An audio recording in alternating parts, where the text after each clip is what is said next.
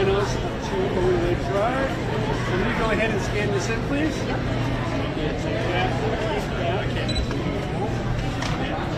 Perfect. And the rows, panels up to overlay drive. Here's your license card. Here is your ballot. Have you ever voted before? No. All right. Make sure you please read the instructions carefully about filling in the votes. Go ahead and go to one of these voting booths over here. There's pens inside there. Fill in the bubbles accordingly. And when you're all done, go over there to those black tables kind of, and that's where you hand them in. Awesome. All right. Thank you so much. Good luck.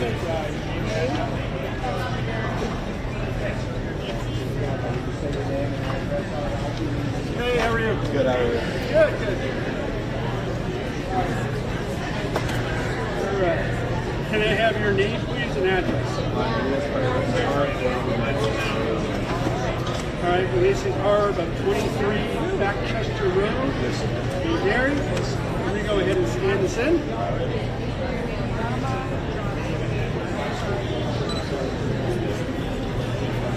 All right, thank you very much. That checks out.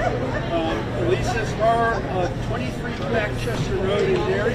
There's your license plate. Here is the ballot. Have you ever voted before? All right, make sure that you follow the instructions carefully. There's a front and a back, so make sure you look at the back. Go ahead to one of the open voting booths there, and there's pens inside of those voting booths. Fill in the dots appropriately, and when you're all done, bring it over to those black tables, and that's what it's like. All right, thank you. Thank you very much.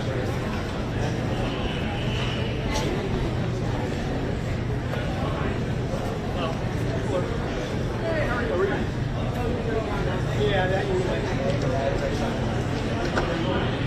Can I have your name, please? And you have Mike Sarah Johnson, 158 Bypass Road in Gary.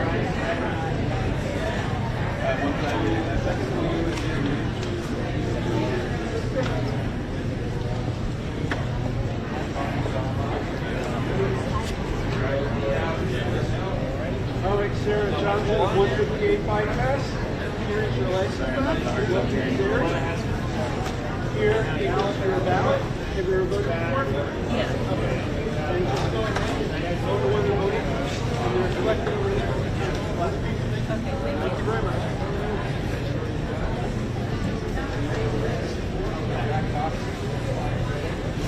Doesn't matter. Hey, how are you? Good. And your name and address.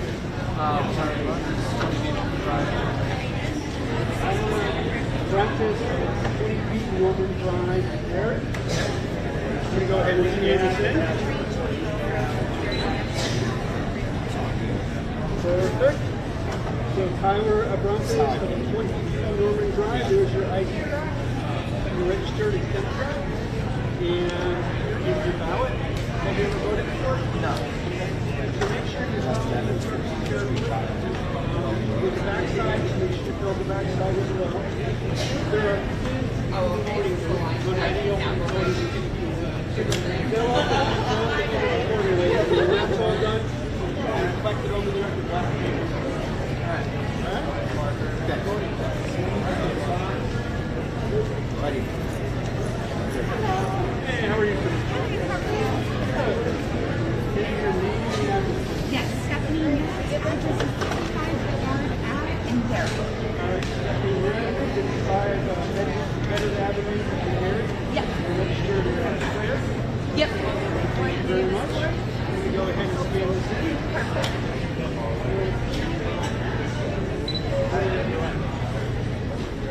Right. Stephanie Nez, 55 Bedford Road, Avenue, you're all set. Awesome. I will hear your ballot. Have you ever voted before? What was that? I'm sorry. Have you ever voted before? A long time ago, like 10 years ago. Depends on all the voting booths over there. And when you're all set, go over to the black tables over there. Black. Okay, perfect. You said your hands on the way in, or in there. Okay. You better go to the back of the line, okay?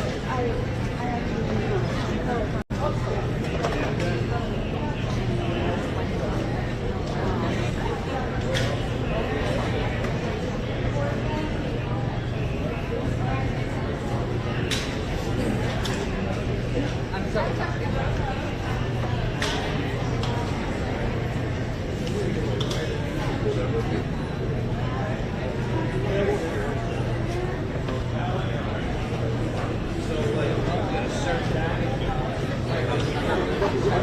that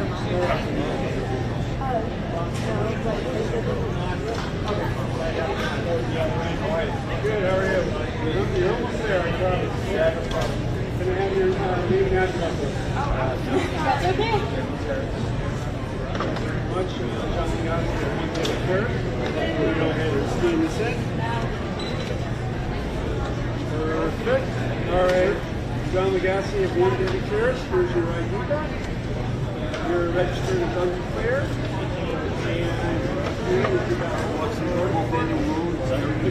Oh, yeah. Thank you.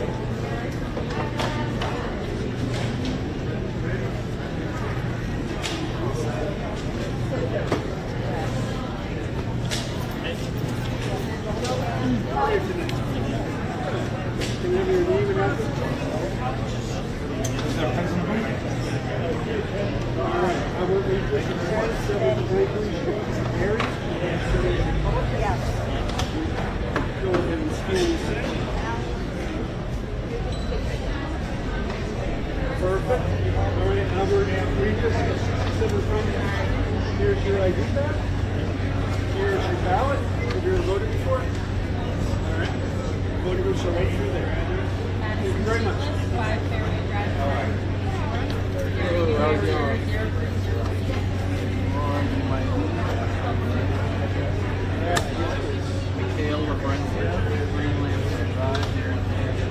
Okay, Michaela Lamentria.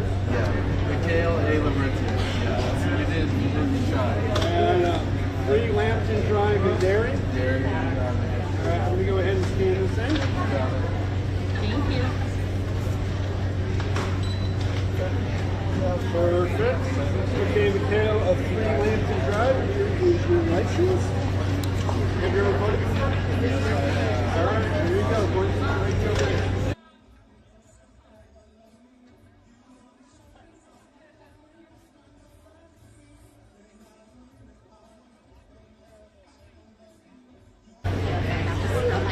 Can I get your name and address?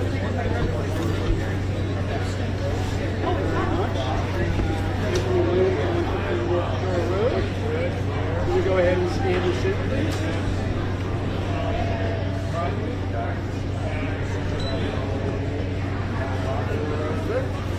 All right, PSC Williams at 150 North Shore Road.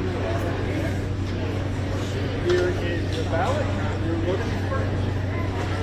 So there's a front and a back. Please make sure you read the instructions and fill in the bubbles accordingly. Sorry. We don't want to go to consent fee. There's a pen in there. Okay. And then when you're all set, we'll bring it over to those black tables over there. Thank you. Hey, how are you today? Good. Thank you very much. Can I have your name and address?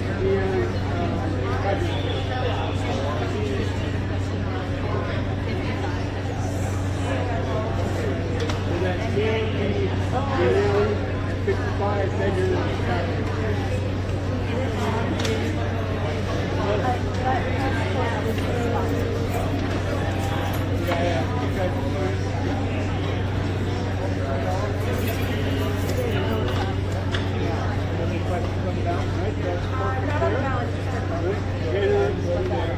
Janelli, 55 Edgewood Avenue. You're registered as undeclared. Here's your ballot. You're going to vote for it.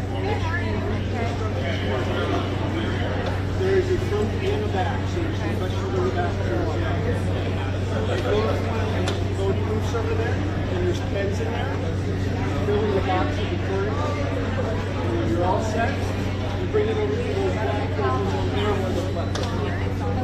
Alright?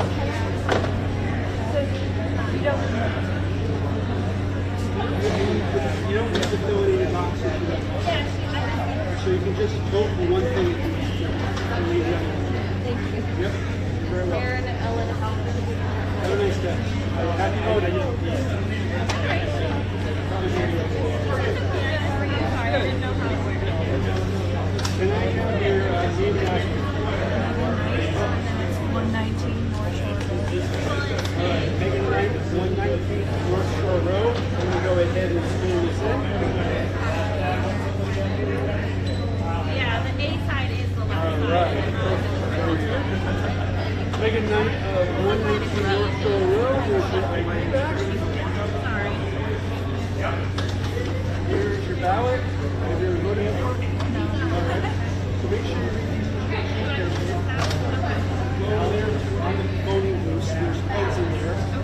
Fill in the bubbles appropriately. Just your sides. Make sure you look at both sides. When you're all done, you bring it over to the black table. Okay, yeah.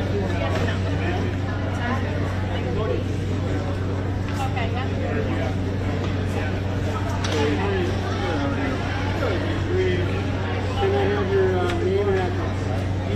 Nolan Roberts. Thank you very much. Going right over to 41 Cross Road here. I'm going to go ahead and scan this in.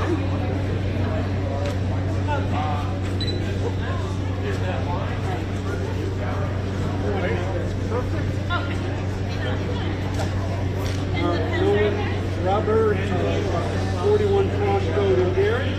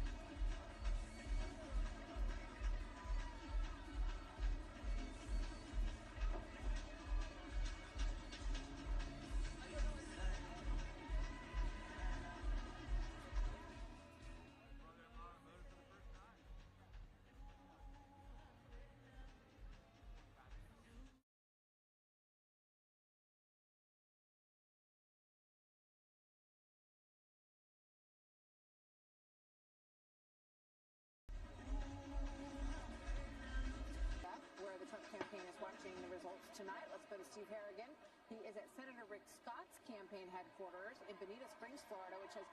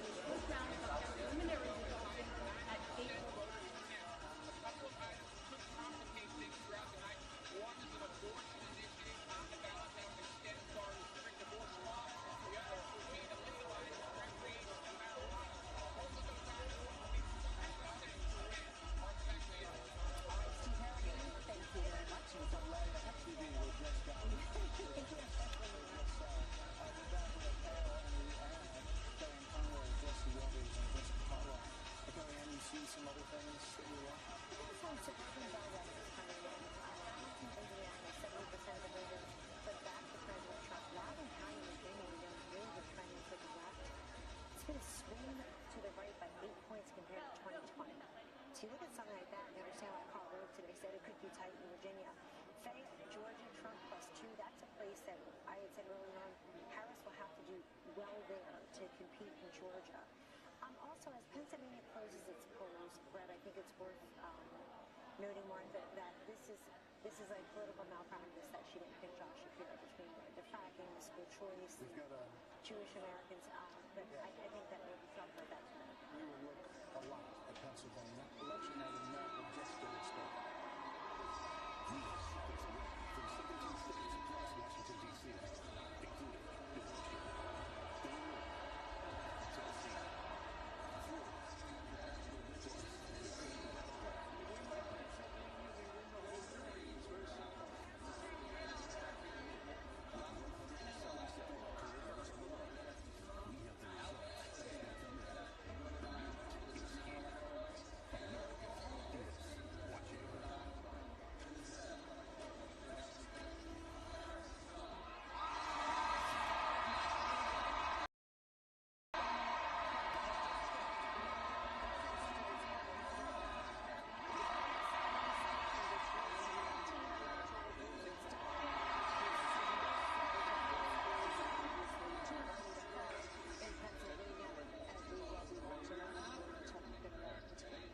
so far as it's projecting that President Trump will win the state of Maine, putting him 30 electoral votes closer to the White House. Too early to call the winner in New Hampshire, where Vice President Harris has an edge. In Maine, the Fox News decision desk says that it's too early to call a state-wide race. Maine gives 2 electoral votes to the winner of the state and 1 vote to the presidential winner in each of their congressional districts. Harris will win the 1st district, the rural 2nd district. Too early to call in the state of Maine. In the Southeast, Fox News projects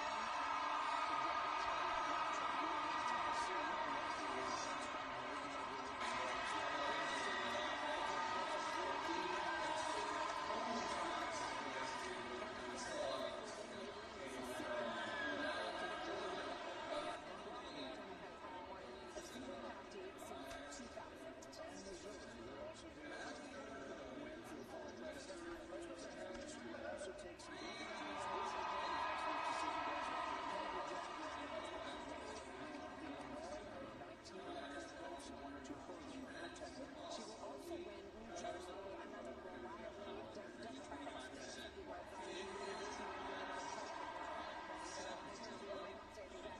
strength in these states. And the race to 270, it obviously changes with all of these numbers. Let's get back to it. I think it's a game.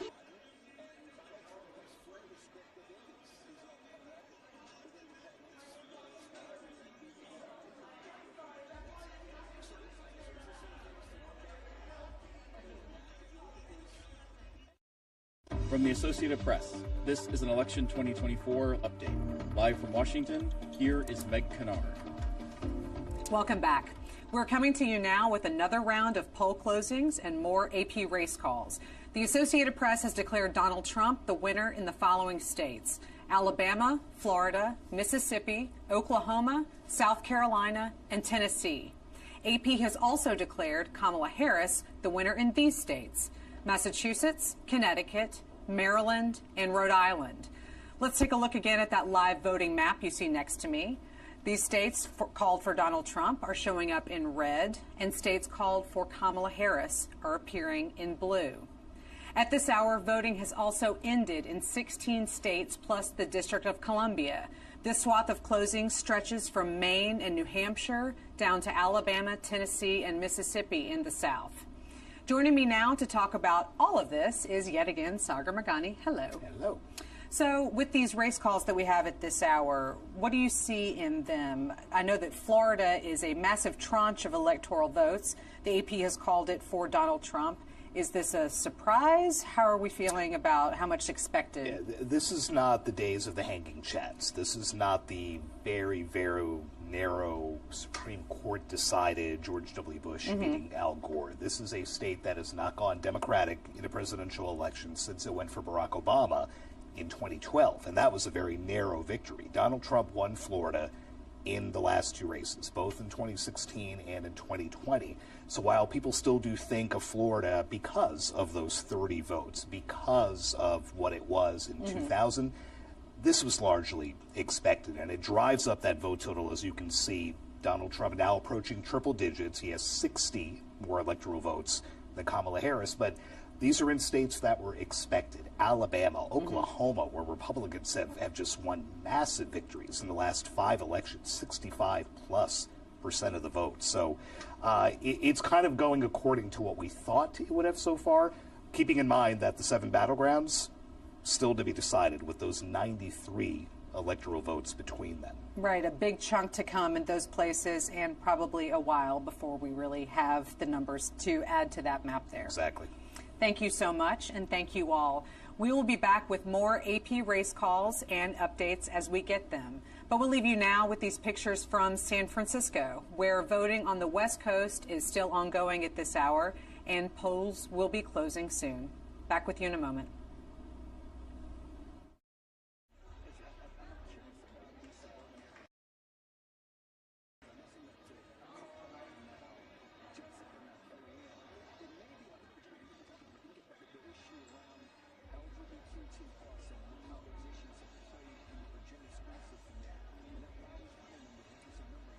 it's interesting to me to see that maybe it's not these states are getting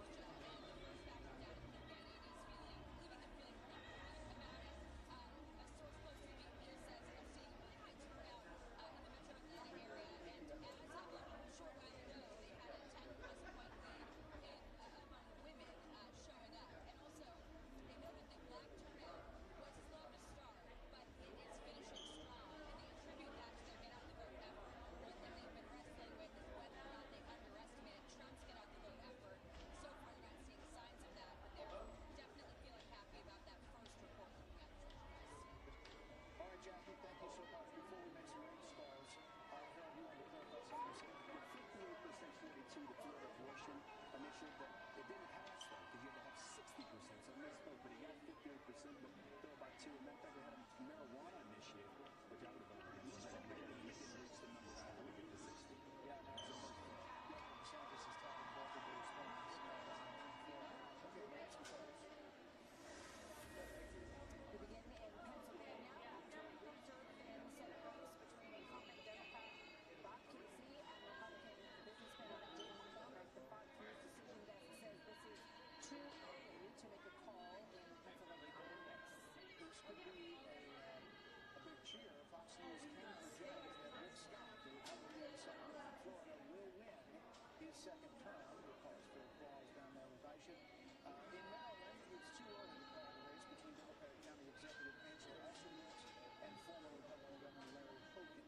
Osbrooks has a lead, however, in our Fox News voter analysis as we wait for the vote to come in. And to our home Missouri Senate race between Republican Senator Josh Hall and Democratic Attorney Lucas Hughes. Republican Senator Marsha Blackburn, we can tell you, will win once again in the state of Tennessee, and they will likely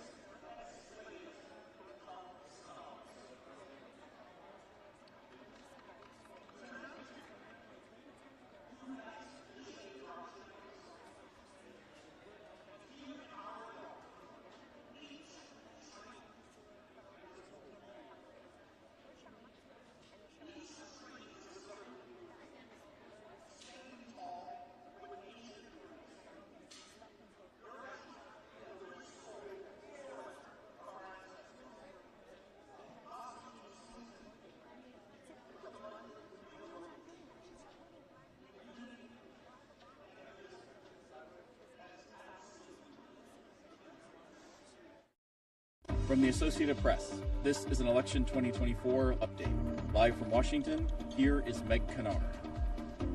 We're coming to you now with more AP race calls. The Associated Press has declared Donald Trump the winner in the state of Arkansas. AP has also declared Kamala Harris the winner in Delaware and New Jersey. As you can see on the live voting map that's next to me, it's continuing to fill in with states for Trump in red and states for Harris in blue. And that ticker at the top of the screen is indicating how many electoral votes are being allocated to each candidate. At this hour, we also have more information coming to us from AP Votecast. That's that expansive survey I talked about earlier of the American electorate. With me again is Ashley Kurtzinger from KFF. Hello. Hi, we have new data for you. Tell us about the new data. What do we got? We've been talking a lot about the factors that are motivating voters, and now we're looking at Harris voters versus Trump voters on their most important factor that's motivating them. What we see is 2/3 of Harris voters say that the future of democracy is the single most important factor in their vote, outflanking both abortion and inflation. Among Trump voters, about similar shares say immigration and inflation is their most important voting factor. That's so interesting to see that reflected in the data, things that we hear anecdotally from voters along the trail, but now as they're actually going to the polls, these are things that seem to have resonated with them on this election day. Yeah, absolutely. And one of the things, that's not different across the two groups of voters is why voters are turning out. And what we're seeing is a majority of Harris voters and Trump voters saying they're voting in support of their candidate rather than in opposition to the other candidate. So about 2 in 3 Harris voters say they're voting in support for Vice President Harris, while about 8 in 10 Trump voters say they're voting in support of former President Trump. So not necessarily something that we would maybe see as a protest vote, but a supportive vote of actually believing in that candidate and not just disliking them less than they like the other person. Yeah, and it seems like it's even mattering more in some battleground states. In Georgia, for example, where the polls are closed, we're seeing about 3 in 4 Harris voters saying that they're showing up in support for that candidate, which is similar to the share of Trump supporters in that state that say the same. Ashley, thank you so much. It's really interesting to see the information kind of behind the data. As you can see now in those boxes below me, we've had pictures up all night from the Trump and Harris campaign rallies, but it looks like those events are starting to fill in with more and more people as we get further into this election night. We can also confirm for you where the candidates are at this hour. Vice President Kamala Harris is at her residence at the Naval Observatory here in Washington, and former President Donald Trump is at his Florida residence in Mar-a-Lago. We will be back with more AP race calls and updates as we get them and bring them to you. At the top of the next hour, we also have another big round of poll closings in 15 states. That includes several battlegrounds, including Michigan, Wisconsin, and Arizona. And we will leave you now with pictures from Arizona, one of those western battleground states. Back soon.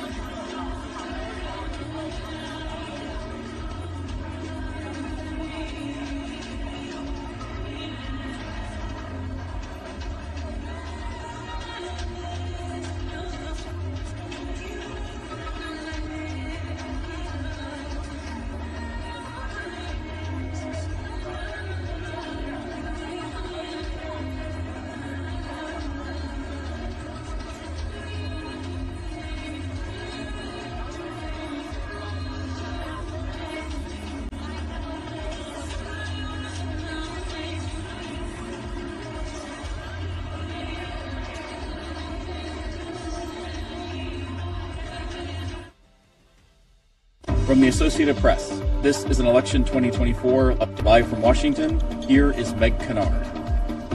We're coming to you now with more AP race calls on this election night. The Associated Press has declared Donald Trump the winner in the following states: North Dakota, South Dakota, Louisiana, Wyoming, and as the winner of the statewide vote in Nebraska. AP has also declared Kamala Harris winner in 2 states, Illinois and New York. In addition to the presidential race, AP has also declared Democrat Josh Stein winner of the governor's race in the state of North Carolina. So again, you can see on our live voting map next to me those states that are popping up for Trump in red and for Harris in blue. In addition to those race calls, a note that polls have also closed at this hour in a total of 15 states that carry with them a total of 157 electoral votes. Among those states where voting has now ended, Arizona, Michigan, and Wisconsin. Again, some of those battleground states we've been talking about a heck of a lot this evening. But polls are also closing in 2 other states that aren't battlegrounds but have a large haul of electoral votes: New York and Texas. Back with me is Sagar Magani to break down these race calls and talk about the places where voting is now over. Sagar, hello. Hello again. So the race calls in the presidential race, let's talk about that first. Are there any surprises in what we're seeing here? Illinois and New York for Kamala Harris, some states in the Midwest for Donald Trump. And no surprises. I mean, I think the map so far is filling out in the colors that you would have expected. You know, the only notable things, Florida for Donald Trump, perhaps a little bit earlier than expected, and he did better than he had after winning it. In both 2016 and 2020, he outperformed himself both times, even winning Miami-Dade County, which is a Democratic stronghold where Kamala Harris did not do nearly as well as expected. He made a play for New York. A win there was unlikely for a Republican, but that is Trump's home state. He identifies so closely with it. He really wanted to win it, but that and its electoral votes have gone for Kamala Harris. Right, and we saw at one of those last rallies of Donald Trump's campaign this go around in Madison Square Garden, in his home state, having a lot of celebrities come in playing, you know, some music that we associate with New York. It really was kind of a different kind of event in terms of the emotion, which kind of came along with it, but didn't end up for him. Which brought along some baggage with it as well, with the Puerto Rico garbage comment, and that drove the news cycle for a little while after that. Yeah, certainly. Well, we will be back with more AP race calls and updates from this election night. And at the top of the next hour, here's some more poll closings to keep track of. They'll be happening in states including Montana, Utah, and Nevada for a total of 16 electoral votes. But for now, we'll leave you with pictures from San Juan, Texas. That's where a community watch party is being organized tonight by an immigration advocacy group. Back with you with more soon.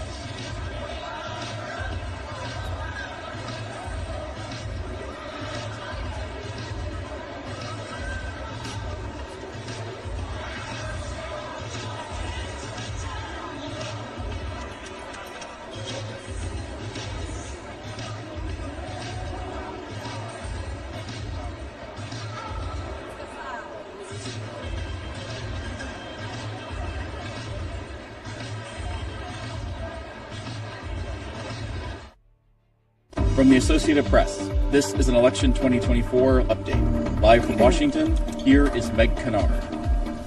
Welcome back. We're back to you now with some more AP race calls. The Associated Press has declared Donald Trump the winner of 2 states, Ohio and Texas, and an update in the U.S. Senate contest this evening. The AP has declared Democrat Angela Alsobrooks as winner of the U.S. Senate contest in the state of Maryland. Back to the presidential race, again, a reminder of this live voting map that's next to me. These states lighting up in red for Republican Donald Trump and blue for Democrat Kamala Harris. With me to dive into all of these race calls and some other updates from this election night is Sagar Meghani. Sagar, hello. We've reached the point where the news is coming fast and furious. It is. So these presidential race calls that we've made, are these surprises? What's the top line from Ohio and Texas? Yeah, I feel like we've said this a lot, but not surprises. These are races that are going the way everyone expected them to go. 57 electoral votes between Texas and Ohio for Donald Trump. So that's notable, but again, not surprising. Okay. What about some other measures that we're seeing on the ballot? There are a number of states this election night that are considering different proposals related to the issue of abortion. I understand there are some updates in those as well. What do you have? There is. In the 2 years since the Supreme Court overturned Roe v. Wade, abortion opponents had been 7 for 7 in statewide votes about constitutional amendments. Florida has broken that string. It has rejected a constitutional amendment that would have protected abortion, but abortion opponents have won 2 more races today in New York and in Maryland.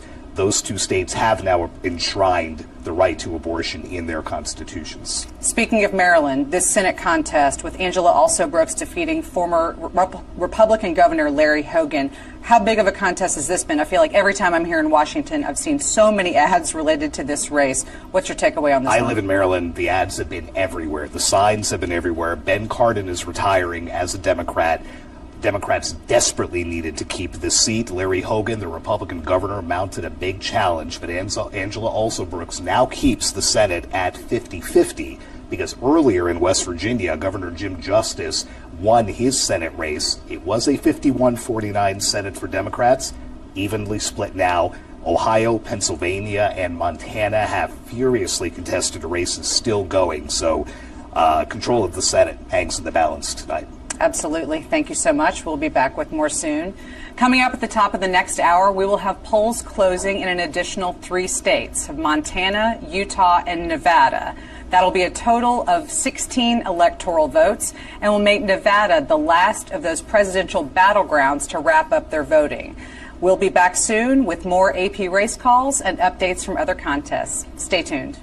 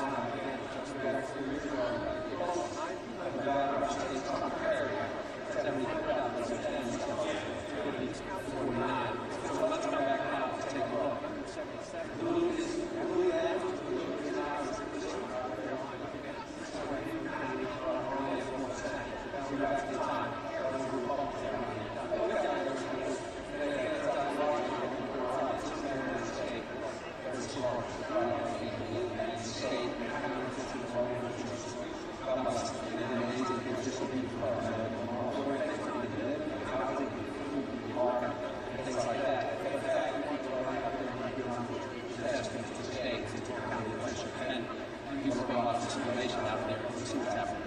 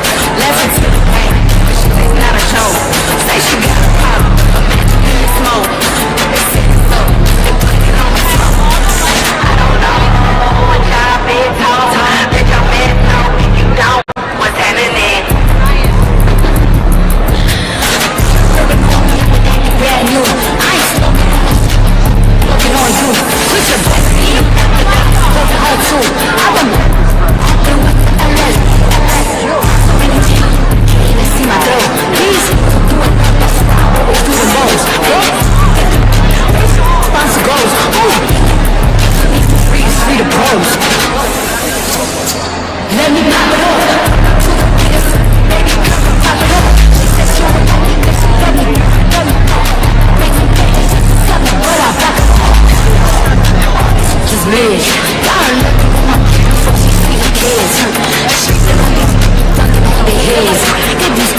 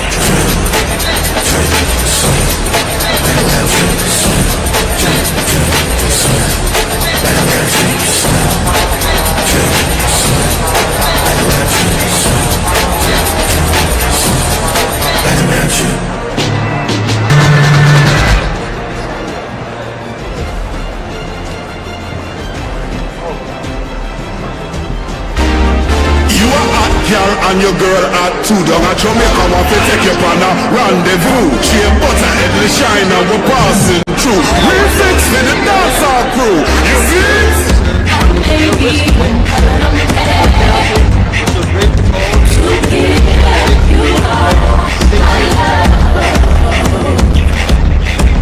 I told my girl she can get it. Don't slow it down. Just let it go. Fall in love. Give it all away.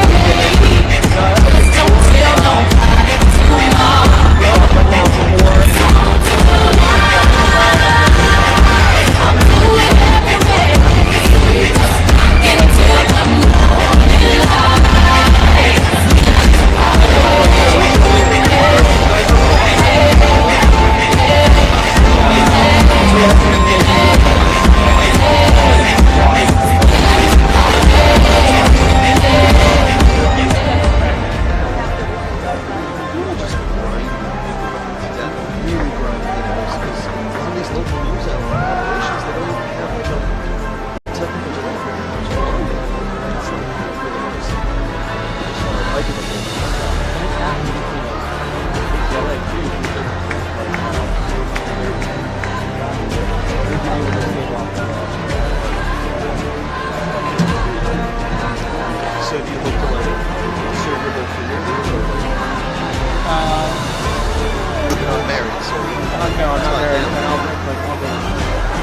Please welcome Harris for President campaign co-chair Cedric Richmond.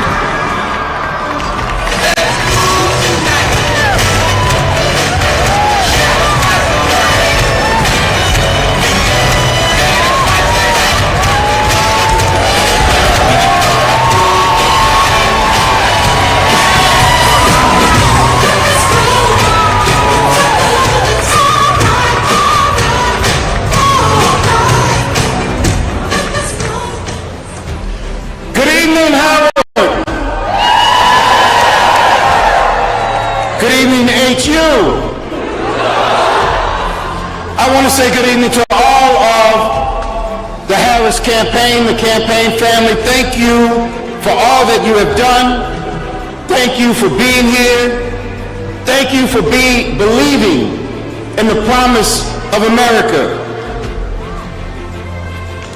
We still have votes to count.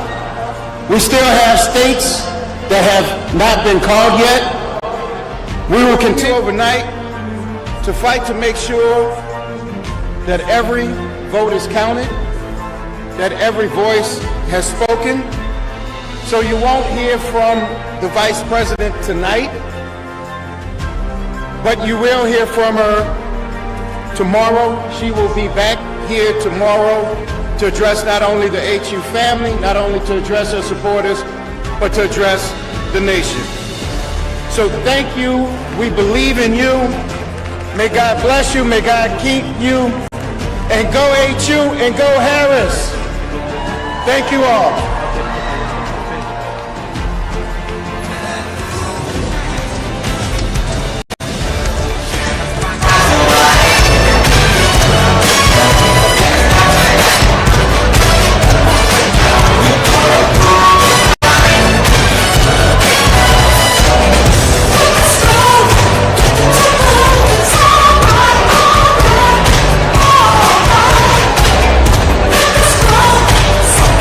Show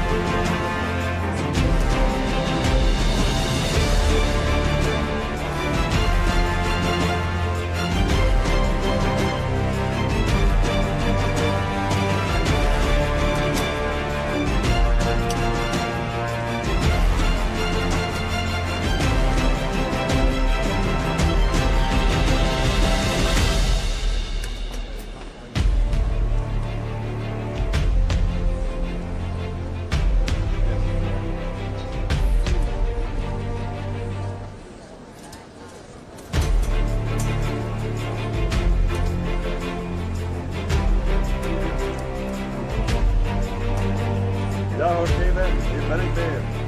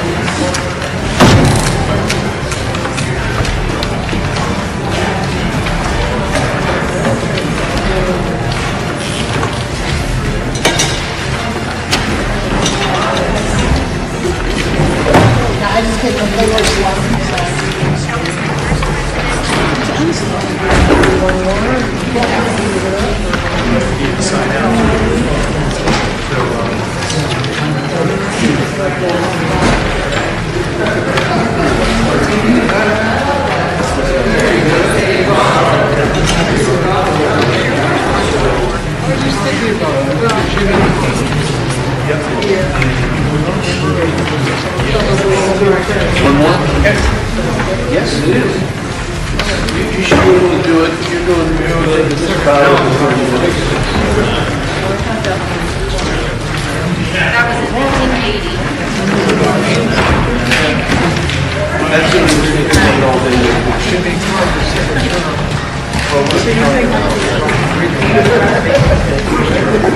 that's not the point. That's the only one you made. It's good. Elected in 1980.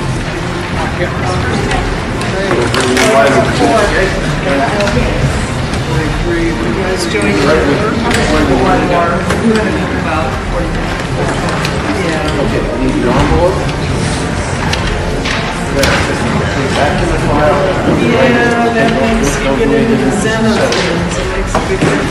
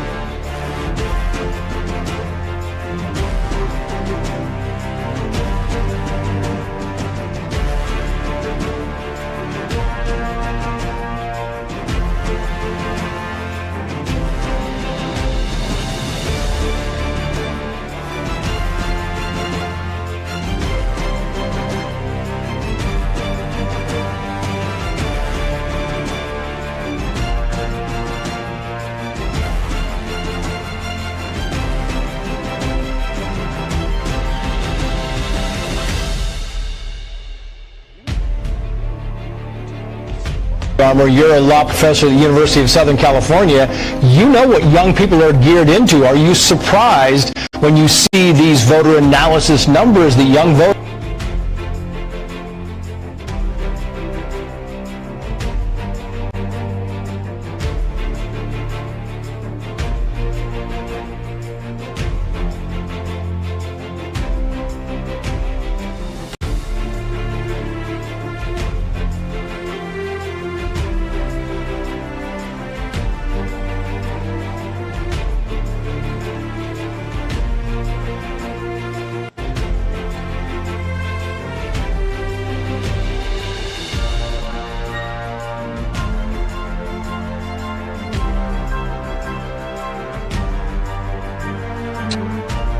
I think what unfold, it is just victory. Oh, Common sense. Sorry, guys, back to you. We got Trump coming out. Trace, thank you. The Fox News decision desk can now officially project that Donald Trump will become the 47th president of the United States. The former president's comeback will be complete with a win in Wisconsin, a state that he narrowly lost 4 years ago. He is now the second president in U.S. history to win non-consecutive terms. The former Cleveland in the late 1800s, Senator J.D. Vance will become the 50th president of the United States. Voters express deep frustration by the administration, and former President Trump and the future President Trump overperformed in urban areas, particularly with men, proving that the strategy that they doubled and tripled down on over the course of a few months absolutely succeeded and brought him to the White House. 47th president of the United States, former President Trump now defeats Vice President Kamala Harris, who entered this race just over 100 days ago. And for Democrats, they were projecting the possibility of running the table with battleground states. David Plouffe with the Democratic campaign of Harris campaign suggested that just yesterday. Now it is possible that Donald Trump runs the table with these states and builds on a big landslide electoral win. We don't know where the popular vote is going to finish out, but we do know that he will be going back to the White House, and with him, Brit Hume, will be a lot of changes because he will have been there once and will know what he wants to do. You know, he often accounts for the fact that he had so much term his first term as president by the fact that he really know Washington and new to this that he to win, and he promises us that now he knows whom he wants to hire, now he knows the kind of people he wants to have around him. It means a lot of very experienced people around Washington will be ruled out, and maybe they will, but it's going to be very interesting to see the kind of people he reaches out to and reaches out for in the days and weeks ahead as he builds his administration. We're joined by Kayleigh McEnany and Katie Pavlich.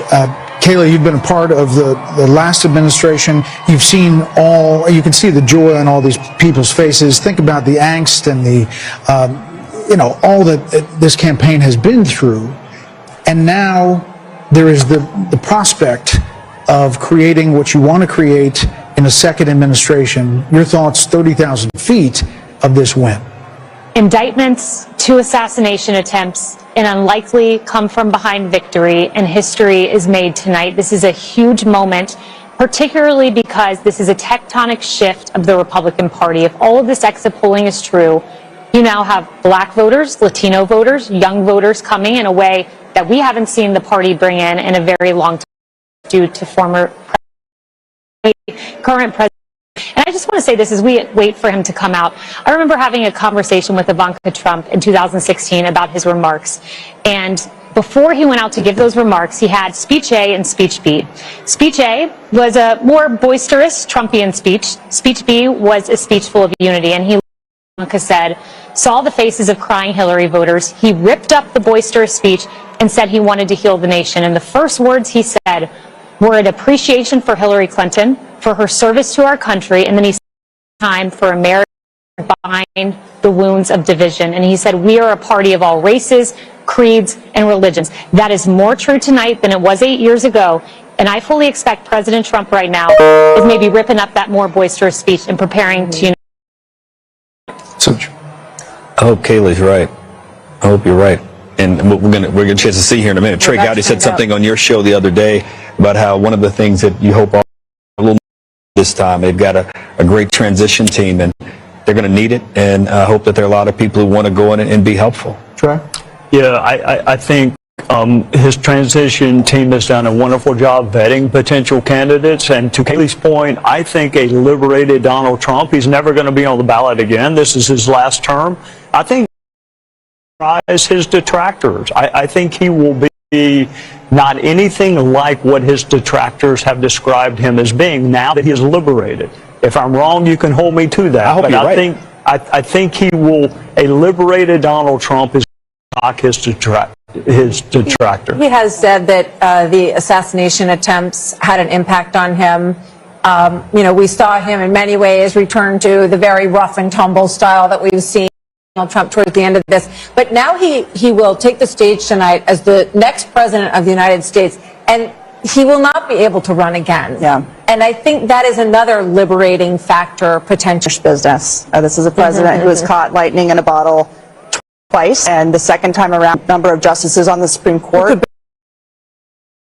He has a working group in Washington, D.C. We'll see what happens with the House, but he also has been working very hard on his transition, get the right people around him. He talks about the lessons he's learned at the first time in the White House. So this is a man. I think you should get a lot of due to these states to pull these Senate candidates across the line with him. Rick, what do you think the analysis is going to be? There's going to be a lot of time to digest all of this. We're focused now on what the incoming president is going to say. What do you think the analysis is going to be on the party, and what went? Well, I think it's going to be, agonizing. I think it's going to take a while for consent about what the party needs to do next, or what it did wrong this time, first one can certainly imagine that. If the party were smart and shrewd political voices were heeded, that there'd be some major changes in their agenda and their approach. And you think of the issue sets that they tried to run on against this man that failed. They need to reconsider all of that, and it'll take a while. Now, our colleague and friend Mark Halperin, who's been very astute this particular cycle, he thinks there's going to be blood in the streets and people are going to be hysterical. I hope not. What is Dana? I am really looking forward to reading some of the stories, probably with a lot of anonymous sources amongst Democrats with the recriminations, and it's going to be fast and furious, and you will have people saying that Joe Biden should have dropped out, not dropped out, but said he was not running for re-election on the day after that midterm in 2022, and either endorsed her or said primary, and Dr. Jill Biden thoughts about to be for the next 90 days as they try to figure it out. And let me just say that as Vice President of the United States, Harris will certify the election results on January 6th. In that moment, Harold, your thoughts? This is how our country is organized, and it's a great education, I think, for people who have passions in this race. There are Democrats who were fervently for Joe. He performed poorly during a debate, and the party switched to Kamala Harris, and there was genuine excitement, I think, built over a period of time. Trump. But I hope it's a moment that we can all grow from, because if we don't, not in a selfish, partisan way, Democrats won't progress. And you can fly and soar as a you have both wings working together. And President Trump, tonight, I'm going to be on Kayla. I was reminded of your words. I was reminded of what you shared. And I hope and pray for the country tonight that President Trump, who has every right to be joyful, every right to celebrate, will give a speech with that tone tonight that in many ways could help him do all of the things that he campaigned on in this campaign. What does this mean for the never-Trumpers, the Republicans, and the Lincoln Project people, and Bill Kristol, and people like that who who extinct. seem to abandon everything they ever previously believed in order to oppose Donald Trump. We'll get to the never Trumpers soon enough and the hundreds of millions of dollars wasted on them. Look, Donald Trump won this on policy and personality. I don't want to be remiss here. He is talking about energy independence, manufacturing, an economy where everybody is working, no new foreign wars, getting out of the entanglements we currently have, respecting and resourcing law enforcement, border patrol, military. Policies without that personality. What did we hear during the Republican primaries? I want Donald Trump's policies without his personalities. Good luck with that. You don't get this strength and this resolve and this toughness. You don't get those policies without that. But I want to say this. It's on this phone that Huma Abedin placed the call 2:30 a.m. on November 9th, 2016. And on the other line was Secretary Clinton to concede the race to Donald Trump on my phone. I handed it to him. And I said to Vice President-elect Mike Pence, make sure Hillary actually concedes. She did. And President Trump was gracious to them, too. Yep. They came to the luncheon at the Capitol after the inauguration. The Obama was there to see it myself. Something just changed. The Washington Post said, let's impeach him 2 minutes after he's inaugurated. Melania wrote about this in her book. So, Harold, I hear you. I hope everybody can unify. But I got to tell you, my friend, I think it starts with your party and not mine. Fair enough. They had this guy in a courtroom. He's not an indoor cat. I get it. They had him in a courtroom. They have him impeached. They have him, and whether people think that was justified or not, now is a good time to respect the will of the people. Forget about us. The will of the people. I agree with you. I'm just saying, be a gracious winner and let's move the country forward. I agree, and I know you will. That was my only point. I heard a gracious winner today when I talked to him. I really did. He's known for a while. He's going to. I wrote a piece on FoxNews.com October 11th saying he's going to have a narrow landslide. I think he's felt that for a while, but he wanted to go and earn it. And I even think the people. I think he will. I don't know him as well as you, but I think the people around him can be gracious as well. Always hope. Yeah, well, that comes from the top. Once more, I just want money was spent on this election. $15.9 billion worth of bill. Wow. If you spend $1,000 a day for 2,740 years, that would be $1 billion. It was 16 times that. What has been spent on every race, the presidency, the whole deal. $16 billion. And here we are. What is that, a check you can write to for every American? What did you say? About $50. About 40. I want my $50. Every presidential race has a medium. You know, you go back to television, cable. Yeah. This was, in some ways, a podcast experience of a campaign. And those are free to go on podcasts. And much of that money really needed went their ways. But I think it's really and something we'll be talking about a lot in terms of the reach of these endorsements. You know what I was struck by? The Rogan and Musk and the rest of them. The final ads where they were making America great again, but then ending with the assassination attempt and that fist in the air, the iconic image, and the fight. Absolutely. Warrior president. And it worked. Yep. Right. Yeah, toughest son of a gun we ever saw. And that was the last note we see in that ad. And I think, for whatever you think of the guy, you got to admire that. Yep. I mean, the adversity that he's faced, everything we've seen in other presidencies and other political figures who've gone through all kinds of trouble are pale in comparison to what he's been put through. No, maybe it's time for his stop it. Yeah, but the energy that he has is truly amazing. He's the Energizer Bunny. Let's check in with Aisha Hasni, speaking of the Energizer Bunny, at Trump headquarters in West Palm. Aisha, this has been a big night all night long. I'm sure it's really getting fever pitch now.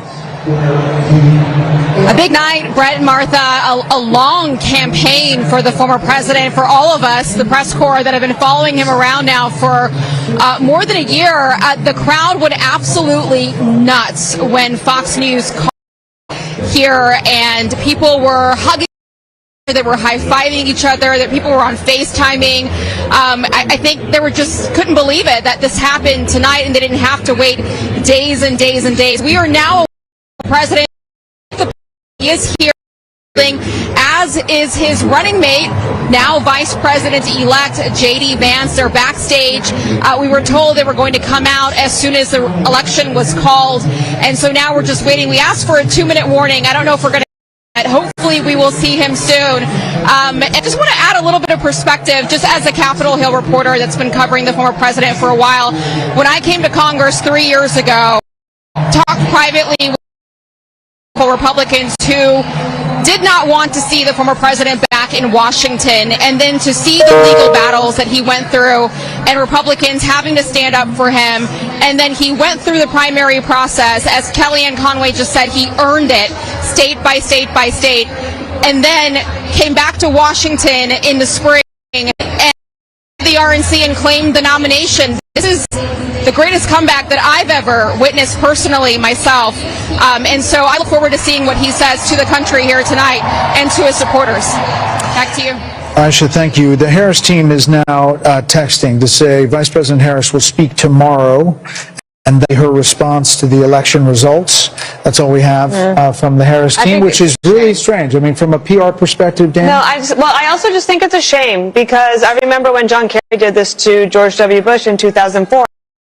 You work so hard and they're disappointed, but you should concede and let your opponent have their election night, and let everybody that's Trump and Mar-a-Lago, where are they? They're at the convention center. Have their moment without anyone like a card come in and say, well, we know we won, but we had to trade morning and wait, and you don't get that moment. I don't think it's right.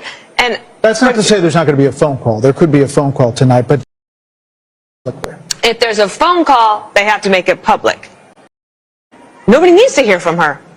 So if I were her, I would do it tonight. I mean, they had that whole setup in front of Howard University. Yes, all of her people were already there. And it does. You want to just collect the moment and do it the way that but they were holding out hope. They were holding out hope that the blue wall could somehow there, but a red wall. 90 minutes before that, they go to bed. Yeah, I got that text. 90 minutes before all of this, Jen O'Malley Dillon, the Harris campaign person, said everyone can go to bed and come back tomorrow. So she didn't even address her own supporters. We want her to call President Trump. She didn't talk to the people who were assembled there for hours for her. It just seems very ungracious. By the way, it ended up being a very bad split screen. You probably couldn't see it in here, but they're filing out, and he's expanding his folks, and they're all excited for him. Look, I think that Kamala Harris was a sign of the times, but I think that Trump's a metaphor for the country. And when he says we don't surrender, fight, fight, fight, we get back up, I just think I think that's what it is. The other thing I just want to say, maybe it's as a Catholic, maybe it's just as a Trump supporter, maybe it's just as a flawed human being. We all get second chances in this life. Rarely do we get a second chance as this one. And I have got to believe the man that I know and that Kayleigh worked with is going to work with a certain alacrity to get things done. To do with the Congress, bringing in the governors. Nobody gets a second chance this big in their lives and just puts it on the shelf like it's a trophy or a gold star. He's going to use that as a platform for good and undo some of these bad policies. I think do even better. You know, these celebrities, these athletes, he's got job creators and innovators. He's got Elon Musk and Dana. He's got people who make stuff, who people say, wow, there's an American success story, and he's going to bring them aboard. So Vice President now encountered what is known as the Van Buren. It's the failure vice president to presidency. Only two have done. As Martin v. 6, H.W. Bush in 1988. You know, the question is what the Republican Party looks like now. And Kayleigh, it's a multiracial party, to your point. It's working class, and maybe it's the future. I mean, it's Elon Musk, Rogan, and podcast. It is, you know, there's an opportunity here on both parties. Be a lot of conversations that go on to that end. Who is the next standard bearer for President Trump? One who picks up the 4-year legacy, the success that driving is that picks it up. Be a conversation conversation about ground game. I mean, Kamala Harris over the weekend, they were saying they were knocking 1,000 doors a minute, and I have no reason to doubt that. It was an extraordinary ground game, but do ground games matter as much as podcasts? Authentic viral moments like President Trump on the garbage truck, or President Trump at McDonald's, these viral moments that really captured the attention of the nation. And what does the Republican Party look like going forward? It's a broad coalition. It's an exciting coalition, and I think if President Trump manifests that working man agenda, no tax on tips, no limit on credit card interest rate, that's a working man's economic agenda. And if he makes that happen in 4 years, this party may look like this for quite some time. I'm authenticity part of this, because when I think about him with the French fries at McDonald's and with blood on his face, fight, fight, fight. You can't fabricate. No, consultant can create those moments, Trey. Those are organic and they are authentic. And I think that is something that Kamala Harris fell really far short on in terms of the authenticity measure. Yeah, if you had told me that a billionaire from New York would be able to connect with middle America, I would have questioned that. To my friend, the gentleman from Tennessee, autopsies are painful, especially when the patient's still alive. I wonder what the Democrat Party is going to go through in the next weeks and months, because this was a loss that I don't think anyone saw coming, not to this magnitude. So what does the autopsy look like if you're a Democrat? But you have to have one. How did you lose, and how did you lose this soundly? The easiest way to do it, say, if Joe Biden hadn't clung to the nomination and hidden his condition with a lot of help, they could have had an open nominating process and gotten a more attractive nominee who would have been freer to walk away from Biden policies and would have had a better shot. I mean, I think that's the easiest, simplest solution, which I'm not sure that's where they'll go, but that makes sense. I don't think you can pass over an African American, which is a very loyal constituency for the Democrat Party. I don't see how you had a petition and the whole thing would have been different. Against her. But I mean, you have a Democratic Party that's pretty old. I mean, you have Nancy Pelosi and Chuck Schumer and Joe Biden. You got Andy Bashir, you got Josh Shapiro, you got Gretchen Whitmer. That's a different kind of Democrat, and that progressive wins in a primary. Is it good in your party? Well, we nominated Bill Clinton and Barack Obama, who were not from that party. So I think we'll do that tonight evening, and what's happened over the so in this panel who didn't believe that this resurrection could have occurred. So if this can happen, things are possible in politics if you're willing to have this guy who's been elected our president. He personifies that courage and determination and persistence.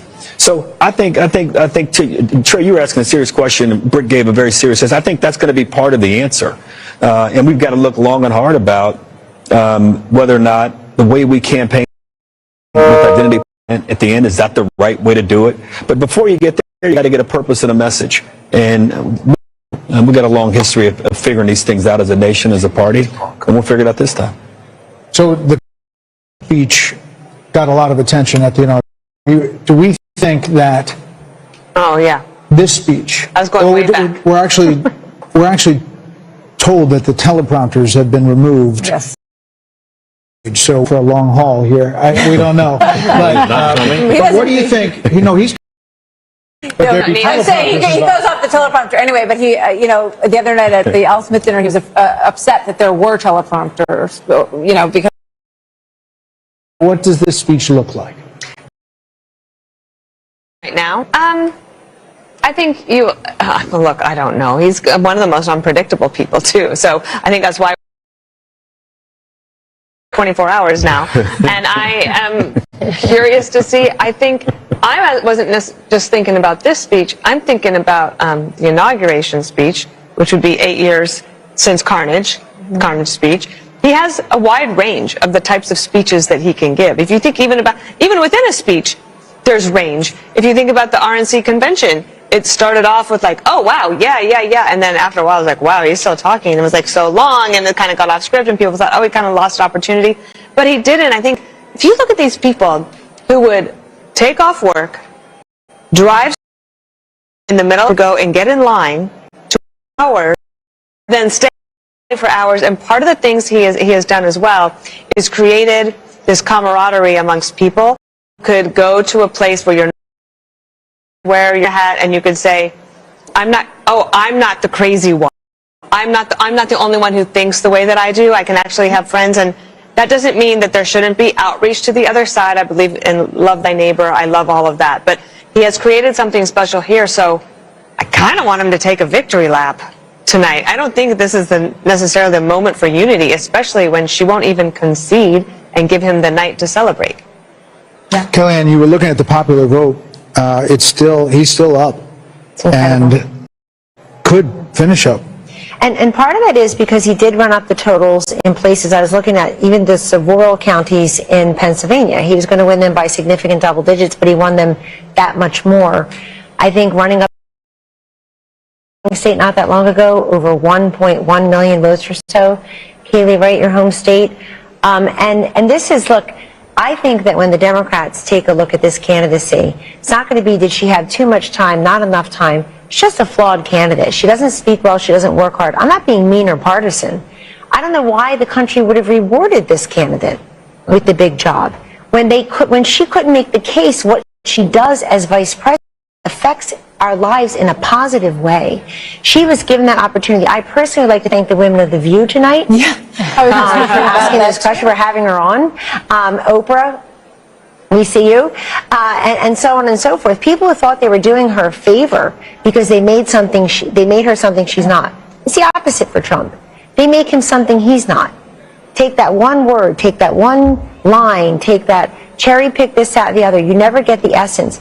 I go back, does everybody remember 5 years ago, so Laurel and Yanny, or what color dress? You hear Laurel, I hear Yanny, blue dress, I see yellow dress. We were all something. That's the way Donald Trump is in this country. There are people who look exactly the same person, and they see two different vistas. I think it's time that we try to see one. Look, I don't know who said it earlier. I'm a little worried about the election of the Democrats and the Kamala people here. I'm very worried. I think that there are a lot of unhinged people across the political spectrum, and we gave very little quarter to how many anti-Kamala voters are out there. I don't want to hear the words racism and sexism. It's eyesight and hearing. We were listening and watching her. And I'm very worried that we've not talked a lot about how violent people may be and angry because she lost. Right. I'm afraid of that. Right. I mean, I can just imagine thinking about The View, and a week or so ago, they were saying, what is wrong with someone who would vote for him? Michelle Obama. Bruce Corbo saying, we weren't raised like this. Who raised these people? So I can only imagine what tomorrow is going to look like. Yeah. I will say when we talk about The View, what comes to mind is we mentioned the carnage speech that President Trump gave at his inauguration, and my mind automatically went to the unity speech that Biden gave, and he mentioned unity a half dozen times. But when you think about what we got over 4 years, there was the garbage comment that didn't come in isolation. There were all kinds of comments. Neanderthal was one of the first words he used to describe those who opposed his COVID edicts. The Mark Cuban comment, he was an official surrogate of the Kamala campaign. And for, as mean as some of President Donald Trump's tweets have been, and people have problems with it, one thing I've challenged Democrats to find is one example of him disparaging the country, half of the country. And that's something he has not done. And so unify, and I expect you're going to see a very successful presidency, and one untethered maybe from some of the things that were holding him back. What comes to mind is an Oval Office meeting that we had where Dr. Fauci was urging him not to open the country. And I watched President Trump fight vociferously, saying people are losing their jobs. We must open the country. He wanted to do it sooner than he did. I think that Donald Trump, who goes with his instincts, is going to ultimately leads a very successful country in second term. Martha, Joe Biden mentioned the word unity more in his inaugural address than any president, I think, except one. If he's serious about that, he'll pardon Trump. He'll also pardon his son. And then he'll put pressure on Georgia and New York to end this lawfare. If there is any silver lining to I apologize, sorry. There'll be a lot of talk about cabinet members, Treasury. Bench. And sometimes, like you were saying, that the Democratic Party is quite old right now. there's not a great bench, although there are some, and especially, but when you take governors out of states, then you leave a hole, and then you have to build up that bench back up. But the Republican bench is pretty strong right now. There you see Doug Burgum and Vivek Ramaswamy, Steve Wynn, and his lovely wife on Twitter. So people are there waiting for the former president. Britt would like to know where he is. He's watching us. Can we say tonight, though, Harold, that the melting pot still works? That Hispanics, Black Americans, working class Americans, standing up, asking what their government is going to do, asking their government to see them and their concerns, that it works. Democracy, republic, working. The problem, I think, as we get a final account of the numbers and the coalition that Trump won with this time, I think it'll be one that will be for the history books. President Bush, I think, got 40+% of the Hispanic vote. George Bush, W. Bush, and it looks like President, at least the preliminary numbers suggest that. But as much as we talk about the unconventional aspect of this was conventional also. People believed him. He resonated with voters. He resonated with communities, rural communities, urban communities, suburban communities across the country. And I congratulate him tonight. I didn't want him to win, but I congratulate him on his victory and wish him the best for my country. And I can only hope that the concerns that are articulated by my dear friend Kellyanne, that they're not realized. I hope that my party and my friends, and for that matter Republicans alike, that we're all able, once we get past the moment here, the 24 hours of excitement and joy and celebration, to understand that what we're really celebrating is the greatest experiment to have ever come to existence. It will celebrate 250 years of its own existence in 2026. So those are my thoughts, Brett. I'm struck by the issue of abortion, because it was talked about so much, and it was presented as if, you're a woman and you are not going to support her, then you hate all women. They said that husbands, were hateful towards their wives and the women in their lives if they didn't support this candidate. And I think it just goes to show that kind of, manipulating, it doesn't win and people narrow casting us based on our gender. I think Kamala Harris was talking to us from the waist down, and I think Donald Trump was talking to us from the waist up as well. That's where my eyes, my ears, my heart, my brain, and my big mouth are. So, you got to talk to the woman in full. It's as if she doesn't know anything about the economy, or she doesn't care about what's going on in Ukraine or Israel or with Iran, or can't do the math on her grocery bill. It's an insult. Of course people care, but we care about many things. Just as we are not monolithic in life, we're not monolithic thinkers politically. But Martha, something else happened. They put these ballot initiatives on to try to gin up turnout for the Democrat. And look at this popular vote, and it backfired. If you have initiatives, you can vote your conscience on abortion, and you can vote separately or your position on abortion. By the way, somebody sent me the statistics. Over $500 million spent on ads about abortion. $500 million in this country out of the $16 billion Brett is talking about. $37 million for pro-lifers. The rest was the pro-choicers. It's just insane amount of money. So we've spent a lot of time talking about markets tonight and with the betting markets.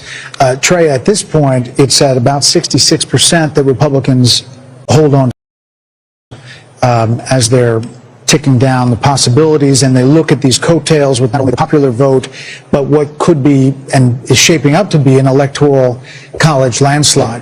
Should he control the White House, the Senate, and the House?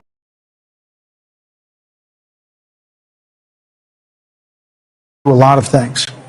Yeah, I was there in 2016, and we had everything but an agenda. That mistake will not be made this time. He will deal with the border. He will deal with is coming up. There is a plan being formulated by Mike Johnson right now, and John Thune or John Cornyn or whoever becomes the majority leader. The mistakes of 2016, I think we were. The other thing I would remind you, Brett, when he won in 2016, do you recall what he through enough. There was her. He said she's been through enough. I wish my Democrat friends would say the same thing about him and say enough is enough. Drop federal cases. They should be ended by Joe Biden. If you really want unity, then quit using lawfare to divide the country. Quit using the justice system to try to win political races. We are still following these Senate races, and as we wait for the former president, by the way, there's Nigel Farage there talking in the crowd there. Britt, this is remarkable in that some of these races were not even suspected to be close, expected to be close. Mike Rogers, he was a long shot at one point against Alyssa Slotkin. Good candidate. In Michigan, good candidate. Strong candidate. Former chairman of the House Intelligence Committee. Right. Attractive guy. But Sam Brown was left essentially. He was not going to win. He was not on anybody's list. Nope. Likely switch. Not getting much money or attention. No, I think he's a competent candidate. Once again, we have. By the way, there's Sam Brown right there, 48.1 to 47.2, 80% in over Jackie Rosen. And it renews our understanding that candidate matters. Yep. In this cycle, pretty darn good candidates that gave them a shot in states where Republicans often face an uphill battle. And the fact that it looks like it won't be just a squeaker, there might be a little margin there for Republicans in the Senate is testament to that. Let's see what Wisconsin is, guys. Can we put up Havdi in Wisconsin? Standing. Ladies and gentlemen, please welcome President-elect Donald J. Trump, First Lady Melania Trump, and the Trump family, accompanied by Vice President-elect J.D. Vance, Second Lady Usha Vance, along with friends and campaign staff. Thank you very much. Wow.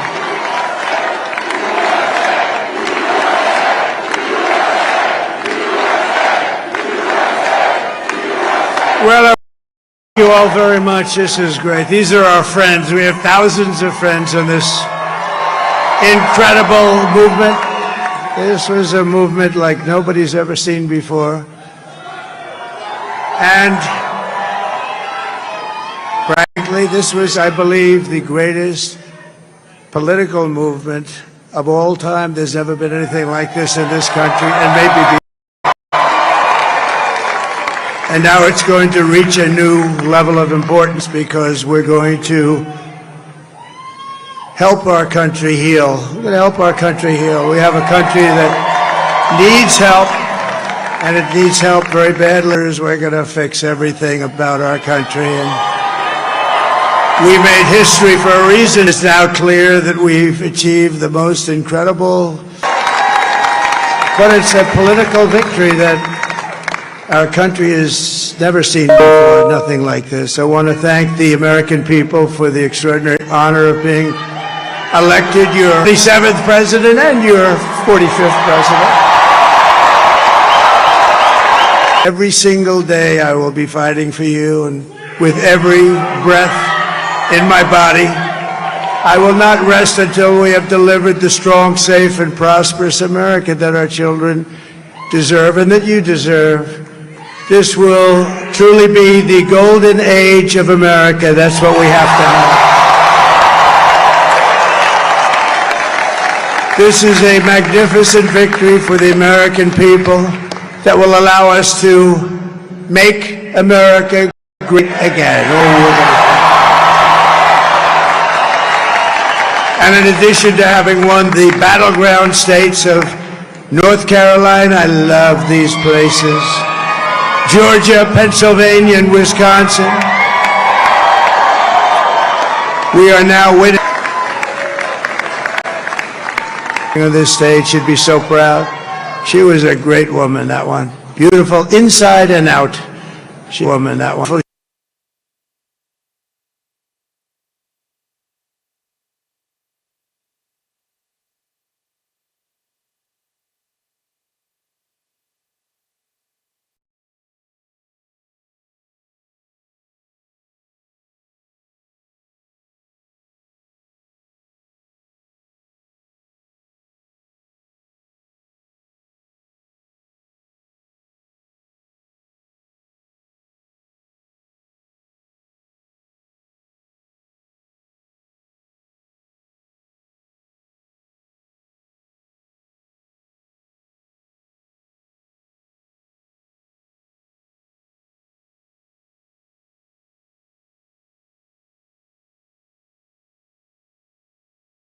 I want to thank some of the guys. You know, we have up here today the U.S. Open champion. He's fantastic golfer. He's slightly longer than me. Hits the ball a little bit longer than me. Just a little bit. Bryson DeChambeau is up here someplace. Where is he?